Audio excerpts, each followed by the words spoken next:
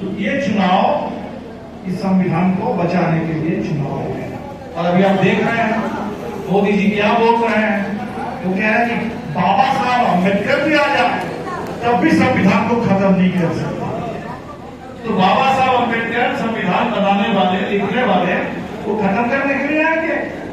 बाबा साहब अम्बेडकर खत्म करने के लिए नहीं आएंगे। बाबा साहब अम्बेडकर हमारे बीच में आए और संविधान को संविधान विरोधी ताकतों के हाथ से आजाद करने के लिए, उनके चंगुल से संविधान को मुक्ति दिलाने के लिए हमारे बीच में बाबा साहब का विचार है और उसी रास्ते पर हम लोग संविधान आजाद करें।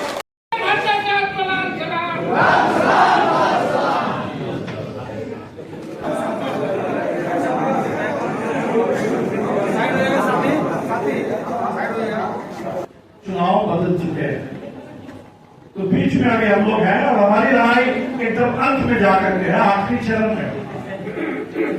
और इसीलिए हम लोगों को बहुत मुस्तैदी के साथ, बहुत जबरदस्त संकल्प के साथ इस लड़ाई को जीत की मंजिल तक पहुंचाना है। ये जो चुनाव में लड़ाई बदल गई, किन लोगों ने बदला? मैं कहता हूं कि 3 ताकत है इस चुनाव में। सबसे पहले देश का किसान, किसानों ने बदल दिया है चुनाव, ये मानना पड़ेगा। वो किसानों की ताकत, हरियाणा हो, पश्चिमी उत्तर प्रदेश हो, पंजाब हो, पूरे देश भर में जो आवाज गूंजी, जहां उन्होंने तय कर लिया कि अब दिल्ली में, दिल्ली की सीमा पर डेरा डालेंगे और कब तक यहाँ से नहीं हटेंगे जब तक ये तीनों किसान विरोधी कानून वापस नहीं होते हैं। और इसने माहौल बदल दिया। आज आप देख रहे हैं राजस्थान बदल गया है। उत्तराखंड से हमारे साथी इंद्रेश जी आए हैं, चुनाव पूरा हो गया है। कह रहे थे कि उत्तराखंड में ऐसा जुनून था लोगों में मोदी को सबक सिखाने के लिए कि 10-10, 20-20 किलोमीटर पैदल चल करके लोग आकर के वोट डाले हैं बूथ में आकर। चुनाव बदल रहा है। सबसे पहले सलाम इस देश के किसानों को जो डटे हुए हैं, और बिहार और ये औरंगाबाद, ये गो हस्तुरा, ये जो इलाका है किसान आंदोलन का, बाले मतलब क्या? बाले मतलब सामंतवाद विरोधी क्रांतिकारी किसान आंदोलन। ये महागठबंधन की बुनियादी ताकत क्या है? ये बुनियादी ताकत है लाल झंडा हरे झंडे की एकता, और उस एकता का मतलब है किसानों की एकता, सामंतवाद के खिलाफ, तमाम दमन और उत्पीड़न के खिलाफ। दूसरा, इस चुनाव के किन लोगों ने बदल दिया? देश के नौजवानों ने बदल दिया है चुनाव। अब देख लीजिए 10 साल पहले क्या माहौल था। ये देश के नौजवान थे जिनको लग रहा था कि शायद मोदी जी अगर आ जाएंगे तो देश में कुछ बदलाव आएगा, शायद काला धन वापस आएगा, शायद साल में 2 करोड़ नौकरी जो नारा अभी सुन रहे हैं वो इस देश में साकार होगा। और माहौल था नौजवानों के लिए, क्योंकि इस समय हम तो ऐसे मोड़ पर हैं, अंग्रेजी में एक शब्द है जिसको कहते हैं डेमोग्राफिक डिविडेंड, यानी भारत की जो इस समय आबादी की संरचना है वो ऐसा है जिससे हिंदुस्तान को बहुत फायदा हो सकता है। क्या है कि 50% आबादी हिंदुस्तान की 25 साल से कम उम्र की है और 65% आबादी 35 साल से कम उम्र की है। ये नौजवानों का देश है, हमेशा नौजवानों का देश रहा है। आजादी के दौर में भी भगत सिंह और लक्ष्मण का, चंद्रशेखर आजाद का देश रहा है, और आज भी नौजवानों का ही देश है। लेकिन नौजवानों के साथ सबसे बड़ा धोखा उनके हाथ में काम नहीं है। अभी रिपोर्ट आई जो अंतर्राष्ट्रीय श्रम संगठन है, उसने भारत सरकार के ही आंकड़ों के आधार पर एक रिपोर्ट जारी कर दी। वो रिपोर्ट क्या कहती है? वो रिपोर्ट कहती है कि हिंदुस्तान में इस समय जितने बेरोजगार है, कौन बेरोजगार है? वो कह रहे हैं कि बेरोजगारी का 83% नौजवान है, यानी देश के नौजवानों के हाथ में काम नहीं है। दूसरा क्या मिलेगा? और अब क्या रिपोर्ट आ रही है? IIT से पास किए निकले हुए 36% उनको अभी तक काम नहीं मिला है। रोजगार मिलता था इस देश में सरकारी नौकरी कहाँ? रेलवे में, सेना में, बैंक में सबसे ज्यादा नौकरी मिलती थी रेलवे में। मैं रेलवे परिवार से आता हूँ। मेरे पिताजी रेलवे में नौकरी करते थे, 84 में रिटायर किए, 2007 में गुजर गए। जिस समय पिताजी नौकरी करते थे रेलवे में, उस समय हम लोग सुना करते थे कि 20 लाख से ज्यादा 28 लाख रेलवे में कर्मचारी है। आज उस रेलवे में जहां वंदे भारत के नाम से ट्रेन चल रही है, आम लोगों के लिए ठीक से ट्रेनें भी नहीं है, वहां 12-13 लाख बस कर्मचारी बचे हुए हैं रेलवे में। तो ये चुनाव इस संविधान को बचाने के लिए चुनाव है। और अभी आप देख रहे हैं मोदी जी क्या बोल रहे हैं। वो कह रहे हैं कि बाबा साहब अम्बेडकर भी आ जाए तब भी संविधान को खत्म नहीं कर सकते। तो बाबा साहब अम्बेडकर संविधान बनाने वाले, लिखने वाले, वो खत्म करने के लिए आएंगे? बाबा साहब अम्बेडकर खत्म करने के लिए नहीं आएंगे। बाबा साहब अम्बेडकर हमारे बीच में है और संविधान को संविधान विरोधी ताकतों के हाथ से आजाद करने के लिए, उनके चंगुल से संविधान को मुक्ति दिलाने के लिए हमारे बीच में बाबा साहब का विचार है। और उसी रास्ते पर हम लोग संविधान लिखने वाले थे अम्बेडकर और खत्म करने वाले थे गोलवालकर। गोलवालकर और आरएसएस के लोग, नागपुर के लोग। ये चुनाव संविधान को बचाने वाला चुनाव है। ये नारा देते थे वन नेशन वन इलेक्शन, हम लोग उसका विरोध करते हैं कि वन नेशन वन इलेक्शन का मतलब नहीं है। इतना बड़ा देश है, लोकसभा का चुनाव अलग है, विधानसभा का चुनाव अलग है, पंचायत का चुनाव अलग है, सारे चुनाव एक साथ हम नहीं करा सकते। लेकिन ये तो वन नेशन वन इलेक्शन नहीं, ये तो उस दिशा में बढ़ना चाहते हैं कि वन नेशन और जीरो इलेक्शन, इलेक्शन की जरूरत ही ना पड़े।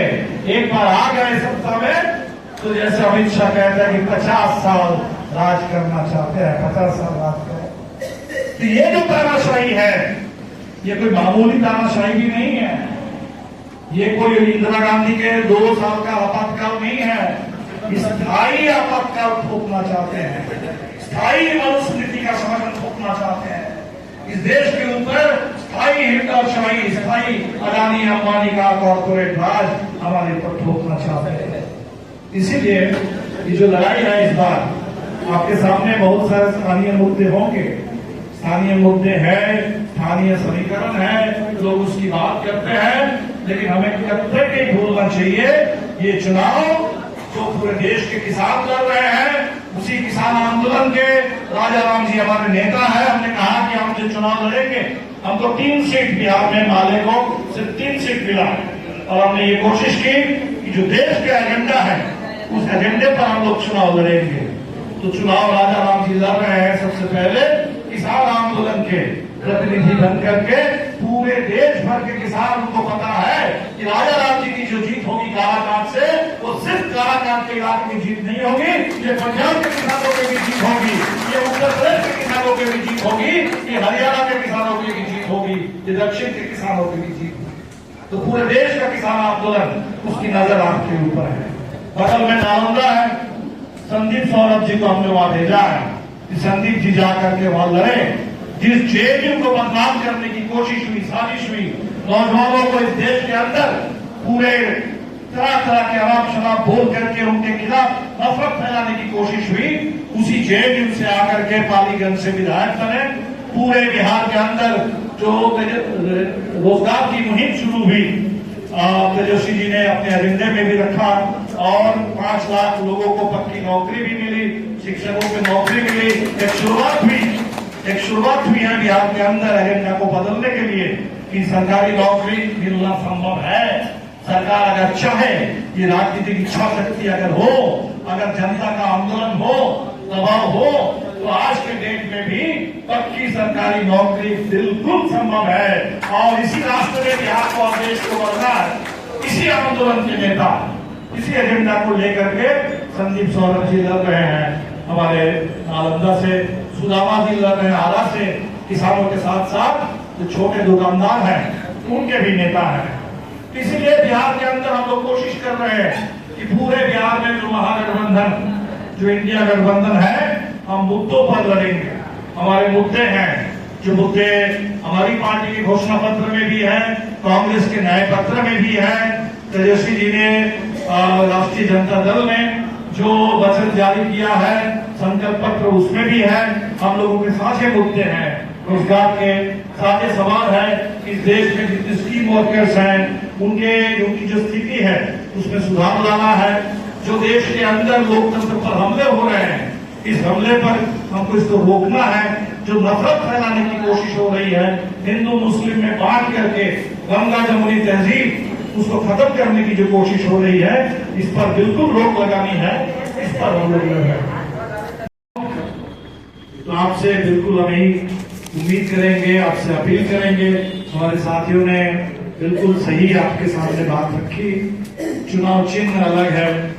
राजा राम जी पहले भी लड़े हैं पार्टी के प्रतिनिधि के बतौर, लेकिन वो चुनाव चिन्ह अभी भी बहुत सारे इलाके में लोगों को पता नहीं है। तो ये जो झंडे पर 3 तारा, माले का, महागठबंधन का, इंडिया का, ये जो चुनाव चिन्ह है कालाकाट में, ये पूरे हर गांव में, हर घर तक इसको पहुंचाना है। वोट परसेंटेज बहुत कम है, सबसे कम बिहार में रह रहा है। अब इसको लेके लोग विश्लेषण कर रहे हैं कि किसका वोट घटा है। ज्यादातर लोग बोल रहे हैं कि भाजपा का ही वोट, उन्हीं के वोटर नहीं निकल रहे हैं क्योंकि उनके अंदर कोई उत्साह नहीं है। मान लेते हैं कि भाजपा के अंदर का ही जो उनका समर्थक है, वो इस गर्मी में और जिस तरह से मोदी जी ने निराश किया, धोखा दिया, तो आज कम वोट डालने के लिए जा रहे हैं। लेकिन ये भी तो बात मानना पड़ेगा उसके साथ साथ कि जो जोगेंद्र यादव जी कह रहे हैं कि लोगों के अंदर सरकार के खिलाफ आक्रोश नहीं दिख रहा है, एक उदासी दिख रही है। तो उदासी से काम नहीं चलने वाला है, बिल्कुल मुझे आक्रोश पैदा करना होगा। और इसीलिए अगले 5 चरण के चुनाव में और आखिरी चरण के कालाकाट के चुनाव में चुनाव को सील करने के लिए बिल्कुल बढ़ाना होगा। तो राजा राम जी ने सही कहा कि हर एक बूथ में हम कम्पीट करें, हर एक विधानसभा में हम कम्पीट करें कि कितने ज्यादा से ज्यादा वोट, क्योंकि चुनाव आयोग पर आप भरोसा नहीं कर सकते। ये चंडीगढ़ मॉडल, ये सूरत मॉडल, ये इंदौर मॉडल, ये कहां मशीन में क्या होगा नहीं होगा। सुप्रीम कोर्ट में केस था, सुप्रीम कोर्ट को पता नहीं बात समझ में आई नहीं आई। सबसे बड़ा सवाल होता है चुनाव में जनता का, मतदाता का भरोसा, उसकी पारदर्शिता। चुनाव आयोग को इतना मशीन बनाने वाली कंपनी पर और उनके इंजीनियरों पर भरोसा हो गया कि जनता के जो मन में भरोसा नहीं है, इस पर सुप्रीम कोर्ट ने ध्यान नहीं दिया। और इसीलिए कहीं भी इस चुनाव को इस तरह से आपको सील करना है, इतने लाखों वोटों से आगे निकलना है कि थोड़ा वोट की हेराफेरी करके भी इस चुनाव को बदलना उनके लिए संभव नहीं होना चाहिए। यह आपको गारंटी देनी होगी। तो जितना हमारे हाथ में है उस पर हम पूरा उसका इस्तेमाल करेंगे, ताकि बाद में हमको कहीं कोई अफसोस ना रह जाए। तो हमारे हाथ में इस संविधान को बचाने के लिए, इस तानाशाही को धूल चटाने के लिए, किसान आंदोलन को आगे बढ़ाने के लिए, जीत दिलाने के लिए, इस पूरे बिहार में और कालाकाट के इलाके में जो सामाजिक न्याय की लड़ाई है, इस लड़ाई को आगे ले चलने के लिए जितना मौका हमारे पास है, उनके पास संविधान के खिलाफ साजिश है, उनके पास संविधान विरोधी हथकंडे। एक हथकंडे को सुप्रीम कोर्ट ने पकड़ लिया, इलेक्टोरल बॉन्ड। सुप्रीम कोर्ट ने कह दिया कि संविधान विरोधी है, गैर संविधानिक है। तो लेकिन उनके पास सारे हथकंडे हैं जो संविधान के खिलाफ है। हमारे पास बस संविधान और उस संविधान से मिला वो अधिकार, एक वोट की ताकत है, वो हथियार है। और इसीलिए उस हथियार का इस तरह से आप इस्तेमाल करें चुनाव में, ताकि संविधान की आप रक्षा कर सके और मोदी सरकार को सत्ता से बेदखल कर सके। तो अभी जो शुरुआती दौर है उसमें बिल्कुल एक ट्रेंड ये आया है कि मोदी सरकार के लिए बहुमत मिलना मुश्किल है। लेकिन इस ट्रेंड को आगे बढ़ाते हुए हमें इसको बिल्कुल इंडिया गठबंधन को, कोई किशन को संसद नहीं, कोई किशन को विधानसभा और किशन को लोकसभा की बात नहीं, इंडिया गठबंधन को निर्णायक और स्पष्ट बहुमत मिले इस चुनाव में, इसके लिए इंडिया की सरकार बनाने के लिए हमें इस चुनाव में आगे बढ़ना है। चुनाव आगे बढ़ रहा है, गर्मी भी बहुत है, लेकिन हमारे पास भी, जैसे कहते हैं कि हम भी जब निकलते हैं हमारे पास भी बाजू भी बहुत है, सर भी बहुत है, और हम आगे बढ़ेंगे तो निश्चित तौर पर जीत की मंजिल तक हम पहुंचेंगे। इसी अपील के साथ आप सभी साथी, आपकी मेहनत रंग लाएंगे, आपकी मेहनत रंग लाएगी। और राजा राम जी 8 तारीख को नॉमिनेशन, 8 तारीख को राजा राम जी का नामांकन है। देश भर से किसान नेता भी आएंगे, तेजस्वी जी से भी बात हुई है, मुकेश सहनी जी से भी बात हुई है, महागठबंधन के अन्य नेताओं से भी बात हुई है। ये चुनाव सबका है, सब लोग सभी नेता पहुंचे और 8 तारीख के नामांकन से बिल्कुल ये स्थिति स्पष्ट हो जाए। ये चुनाव बाकी लोगों को चर्चा करने दीजिए, तरह तरह के अटकलें वो चलते रहते हैं चुनाव में, तरह तरह के समीकरणों पर चर्चा है, लेकिन हमारी नजर अगर बिल्कुल किसानों पर, नौजवानों पर और संविधान, ये जो 3 ताकत है, जो 3 ताकत के बदौलत इस चुनाव को हम लड़ रहे हैं और इस चुनाव को जीतेंगे, इस हौसले को बढ़ाते रहिए, मेहनत करते रहिए, तो जरूर इस बार बिहार बदल जाएगा। और वो हाफ वाला फॉर्मूला नहीं, वो हाफ वाला नहीं।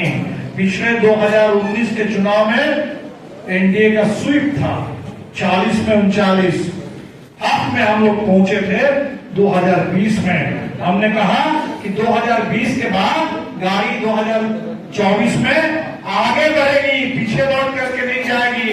19 नहीं, 14 नहीं, अब 24 की ओर बढ़ रहे हैं, दिल्ली की ओर कूच करेंगे और 24 की जीत 25 में भी। बिहार में जब विधानसभा का चुनाव आएगा तो बहुत हो गया है, बिहार के अंदर भी बहुत सारे अच्छी शुरुआत बिहार से हुई है, एक बहुत बड़ी संभावना बिहार से जगी है। जो हम लोगों ने जातिगत जनगणना यहाँ बिहार में की, जो आंकड़े सामने आए, उसके आधार पर जो 75% पूरे बिहार के अंदर आरक्षण में विस्तार की बात हुई, इसको पूरा अमल में लाना है।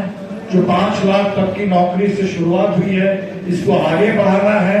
पूरे बिहार के हमारी बहनें जो स्कीम वर्कर्स हैं, मिड डे मील में, आशा में, आंगनबाड़ी में काम कर रही हैं, पूरे बिहार के बहुत सारे कर्मचारी हैं, तरह तरह के हम देख रहे हैं, वो टीचर, तरह तरह के टीचर है जो स्कूल में रात्रि प्रहरी का काम कर रहे हैं, पूरे हेल्थ सेक्टर में, एजुकेशन सेक्टर में, रूरल डेवलपमेंट में, सड़कों में बहुत सारे लोग जो काम कर रहे हैं। उस काम का सम्मान, उस काम के लिए उचित वेतन, ये अभी भी गारंटी नहीं हुई, इसको हमें आगे बढ़ाना है। तो बिहार ने एजेंडा सेट किया है, पूरे देश के लिए सेट किया है, उसी पर देश के आगे बढ़ने के बारे में इस चुनाव में सोच रहा है, देश आगे बढ़ रहा है, तो हमें बिहार को तो ले चलना होगा। और इसीलिए इस बार का चुनाव देश के लिए निर्णायक साबित हो और आने वाले दिन में बिहार में भी सामाजिक न्याय, सामाजिक परिवर्तन, लोकतंत्र की मजबूती और सबके लिए पक्की नौकरी, सबके लिए पक्का मकान, इस रास्ते पर बिहार बढ़ जाए। इस संभावना का दरवाजा आप एक एक वोट से खोल देंगे और बिहार को बदल देंगे। इसी के साथ मैं अपनी बात खत्म करता हूँ। महागठबंधन की जो एकता, मुझे बहुत अच्छा लग रहा है कि लोग कहते हैं कि भाई महागठबंधन की एकता बहुत दिखती नहीं है, नीतीश जी चले गए हैं तो टाई टाई इंडिया फिस हो गया है। जब हमने बार बार कहा कि महागठबंधन ऊपर मत देखो, से नीचे से देखो। ये महागठबंधन बनाना शुरू किया देश के किसानों ने मोर्चा बना दिया, देश के नौजवानों ने, देश के मजदूरों ने, ट्रेड यूनियनों ने, सबने अपने अपने स्तर पर मोर्चा बनाया। और वो जो नीचे से एकता की आवाज है, उसी आवाज को ऊपर भी हम लोगों ने गोल्डन किया है इंडिया के रूप में। लेकिन अब इस चुनाव में इसको हर बूथ में आपकी जो एकता है, महागठबंधन की जो दिलों की एकता है, जो अरमानों की हमारी एकता है, जो संघर्षों की एकता है, वो एकता एक एक बूथ में आपकी एकता हावी हो और संविधान के खिलाफ, लोकतंत्र के खिलाफ जो साजिश है, उस साजिश को हर बूथ में हम चकनाचूर करें। आपकी एकता को जीत हो। बहुत बहुत शुक्रिया। इनकलाब जिंदाबाद, जिंदाबाद।